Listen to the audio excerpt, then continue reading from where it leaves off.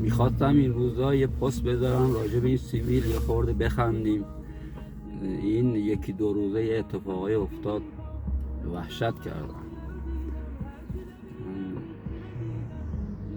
بعد این همه سال من تازه فهمیدم که هیچ کیو نمیشناسم. شما هم نمیشناسم.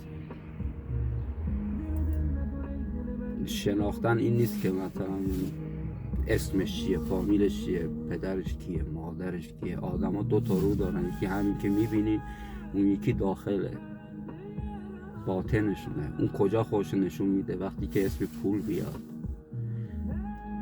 یه جا یه چیزی شما بگی خوشش نیاد، اصلا حق باشه ناحق باشه، اون وقت میبینی با تمام بیشعوریش به شما حمله میکنه.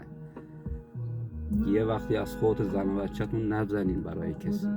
هیچ کس شما رو دوست نداره. آدما هر جا محبت دیدین فرار کنین، بترسین.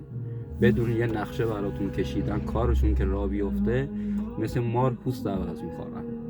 آدما گاهی اندازه حیوان خونگیشون شما رو دوست ندارن، مگه اینکه مرده باشی. اندازه حیوان خونگیشون به شما احترام نمیذارن، مگه اینکه مرده باشی. از تجربیات دیگران استفاده کنین.